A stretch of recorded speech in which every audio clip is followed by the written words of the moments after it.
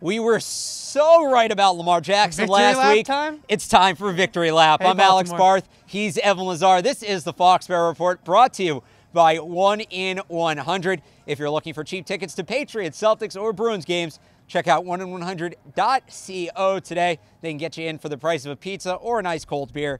Again, that's 1in100.co. Check them out today. All right, to recap. Yeah. Last week we did tell videos on all three potential Patriots opponents because Patriots didn't have an opponent. We needed to fill time, and we didn't know who the Patriots would be playing. The most popular of those was the video on the Ravens, specifically because we both said the Ravens weren't that Maybe one of good. our most popular videos ever. It really was. It lit up. We said Patriots fans shouldn't be afraid of the Ravens. They're not that good. Specifically, Lamar Jackson's not that good. 121 comments on YouTube, most of them from either upset Baltimore fans or me replying to upset Baltimore fans about how wrong we were. Well, guess what? We were very right. Lamar Jackson was awful. At least for the against first the three Chargers quarters. on Let's Sunday. Give him credit for the fourth quarter. All right, Derwin James just watching a ball in center field go over his head. That's Derwin true. James can make that play. They gave him that. I looked at the tape of that and I was like, oh, the Ravens still can't cover running backs. And I watched it and I was like, the Chargers still can't cover running backs. Austin Eckler had a big catch against them, and I was like, oh, never mind. Right, it was the Derwin James ball. Yeah. Anyway, I just want to go back through some of the more popular comments we Yeah. got, some of the more popular things I heard, and kind of rub it in that we were right. Yeah. First of all, Sure, I Lamar love Jackson's a winner. A lot of Ravens fans love to say winner. Lamar Jackson's a winner. Really, what did he win at Louisville? This is a guy that was 1-6 at Louisville again't ranked teams. Yeah, no, he didn't lost win at the Louisville. Tax Slayer Bowl in the very prestigious Citrus Bowl. One of them was Purdue, Joanne Bentley's Right. Purdue team. And yeah. then went out in the NFL playoffs and laid an egg. Yeah. It's again, I'll go back to the Tebow comparison, which I got a lot of heat for, which Yeah. everybody who gave me heat for that should apologize. Tim This Tebow is the being a best winner, Alex Barth. I understood that. The guy did win, and granted, he Two played on national some championships. he played on some great Florida Yeah, he still teams, won and 2 national those teams would beat championships. Louisville by 100. Yeah. But why do people think Lamar Jackson's a winner? What the hell did he win? Well, I think that's kind of one of those things that you have to lean on if you're a Ravens fan. That's right. When he doesn't play well, right? You say, well, the guy's won. Yeah, I don't know. I didn't see those arguments as much as some of the other ones saying that we were wrong about him as a passer. We'll get into that. Yeah, we'll get into I that. don't. I'm not But leaving those him alone. as a winner, I just remember Joanne Bentley at Purdue and the Purdue defense beating Lamar in Right. Louisville in his last bowl game there at Louisville. So I don't really know where that came from. Louisville was not a big winning program when he was there. It's just Lamar individually was fantastic. Right. And I know some people tell me, oh, but he won the Heisman. You know who else won doesn't count as winning games. Oh, Troy Smith won the Heisman. No. Eric Crouch had a very notable NFL Yeah. career. Kevin White. Yeah, right. We can go back to Kevin White. Yeah. It's a relatively recent thing that Heisman winners have success in the NFL. Yeah. That actually used to have negative correlation in the past. All right, next up. Lamar Jackson is the Yeah. best athlete the NFL has seen play quarterback. Not when He's you the put next 7 Michael Vick. defensive backs on the field. So before we even get to the game plan Yeah. point of it, with the people who want to compare Lamar Jackson to Michael Vick, don't get me wrong, running was a huge part of Michael Vick's game, right? Yeah. It's his identity as an I think NFL they're player. equal as runners. But Michael Vick may have had the best pure arm of anybody to ever play in this Michael league. Vick had a cannon. You go Yeah. back to the Monday night throw to Deshaun Jackson when he was Yeah. on the Eagles against the Redskins. That was in the Eagles. That was later on in his career. Right. I mean, early on Nobody in the his career, he's even league better. has ever been able to make that throw before. He threw that ball 80 yards on a freaking clothesline. Yeah. Lamar Jackson's overthrowing receivers 10 feet away, putting the ball in orbit. Yeah. Yeah. I don't know where the Lamar Jackson has a great arm thing came from. I think that Lamar Jackson.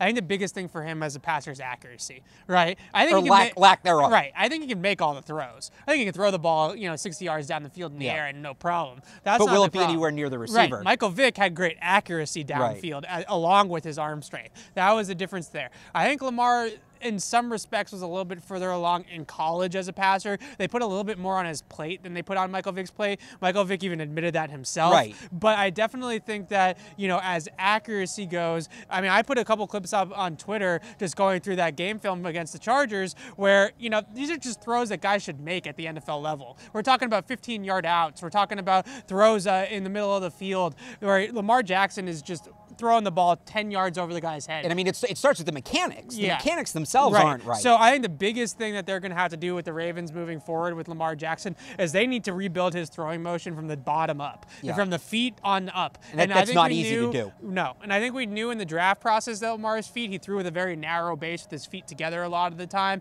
People knew that was going to be an issue, and he threw a little bit over the top with his, where he was delivering the ball out of his hand, but that wasn't as much of an issue as his base. But now it seems like he's just uncomfortable from everywhere, from the top down. So I think that rebuilding his throwing motion, rebuilding his mechanics will help his accuracy. Ultimately, the question is can they do that? There is precedent, it's been done before. I think the biggest one that I always come back to with you when we have these discussions off the air is, can he become Cam Newton as a passer? Right. Can he be accurate enough down the field that he can at least hit the throws he should hit and then throw some balls into some tight windows with his natural arm strength? That's kind of, I think, where Lamar Jackson needs to go.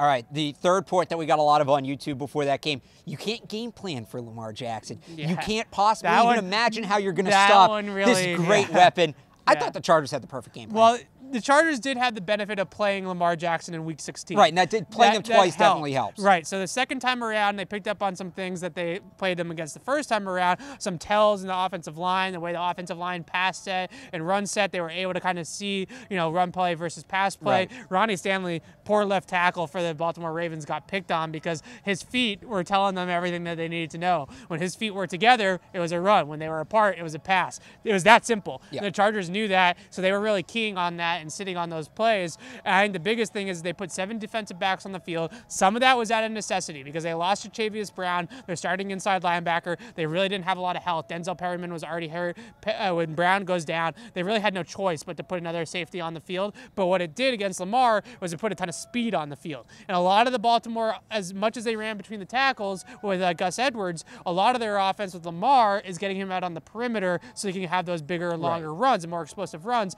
Well, when you put safeties in the box, you can't run outside the tackles. That's not going to happen as easily. When Derwin James is chasing him instead of a linebacker, it gets harder. So they had the perfect game plan. Great job by Gus Bradley. Put a 7th defensive back on the field. Played quarters defense, which is kind of unheard of unless it's like a prevent defense type situation.